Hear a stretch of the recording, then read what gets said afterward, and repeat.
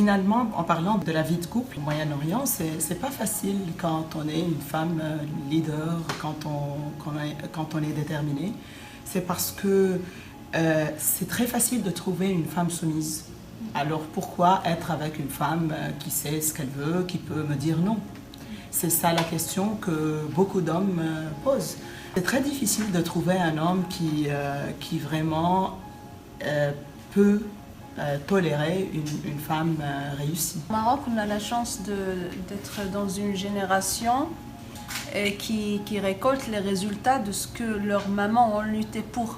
Parce que si nous, maintenant, on a la facilité d'accéder à l'école, d'accéder au monde du travail, d'être autonome et indépendante, c'est parce que nos mamans ne pouvaient pas l'être et qu'elles ont vraiment milité pour ça et qui ont très bien préparé la plateforme, mais particulièrement juridique, pour que nous bénéficions de tous les avantages qu'offre l'accès à l'éducation et au monde du travail. Ce que je fais, c'est que je fais partie d'un cercle, d'un réseau de femmes au Maroc qui propose du networking et du mentoring.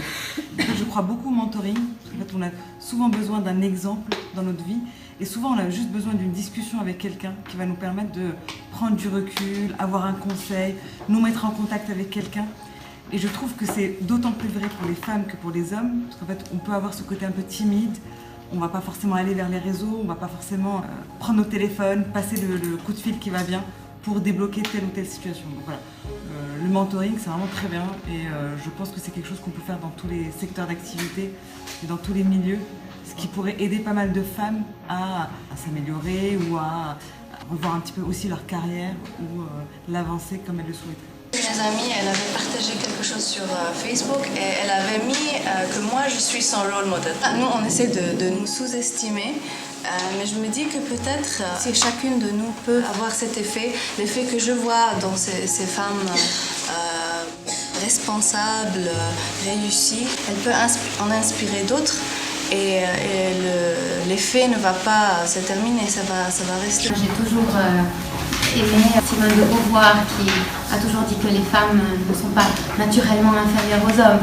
Et puis j'ai beaucoup aimé cette stratégie de George Sand à camoufler son identité pour laisser les gens se concentrer sur ses écrits et les produits de son esprit. Qui d'autres j'aime beaucoup comme militante arabe, Nawal Saadawi, une féministe du monde arabe qui milite et a toujours milité pour la libération de la femme arabe. Mais cette cause m'importe beaucoup.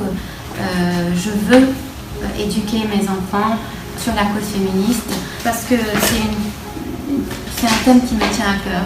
I feel that sometimes some people would define their gender based on their communities. When I'm talking about my case specifically, when I move to the Middle East or I deal with any Middle Eastern woman, I feel that I'm gender neutral because I don't relate to them and I don't relate to the men. However, when I go back to Canada where I live, I feel that I'm a woman. So also the question of the gender is defined by the society and we need to really realize this and understand it. Moi, il me semble que je fais partie de la case femme, mais peut-être qu'on attend une idée trop précise de ce qu'est une femme. Et moi, ok, je me sens femme, mais pour une autre personne, peut-être que je ne représente pas du tout la féminité. Peut-être que pour une autre, je suis très féminine. Et en fait, je me pose la question sur la pertinence et la nécessité de cette classification de la société. En quoi c'est pertinent de se dire, ok, femme, homme, transsexuel, hermaphrodite. Est-ce qu'on n'est pas là pour justement revoir toute cette structure et toute cette réflexion sur comment structurer une société. I love you. I love you too. J'ai fait aussi de la publicité et avant même de commencer la pub, j'ai senti que j'aime les tools et tout ça, j'aime la façon de penser, mais j'aime pas les messages, je peux pas travailler dans des agences de pub et tout ça.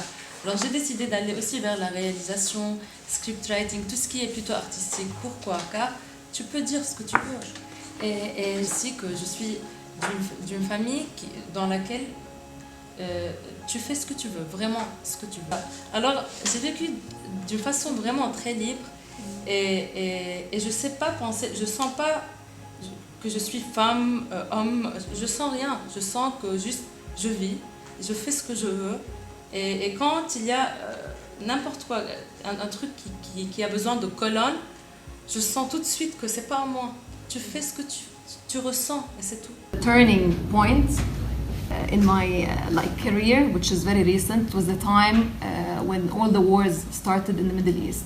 To quit life and leave Middle East and go somewhere else just because of the sad events that are happening in the Middle East, it's something I refused because I already feel very touched, for example, that many writers like Edward Said has been celebrated in the US and passed away in the US. I mean, Malouf is based in France, which is lovely, but if every and each person of us who has the tendency to do something beautiful for Middle East would simply quit and leave, it's a catastrophe for the area. So I think we are the hope a bit for Middle East. Est-ce que les femmes qui nous ont inspiré le plus dans ce monde, comme Marie Curie, comme Merkel, Mélange, comme d'autres, est-ce qu'elles pensaient au féminisme ou plutôt à leurs rêves? Et moi, avant de venir ici, j'ai jamais pensé être féministe.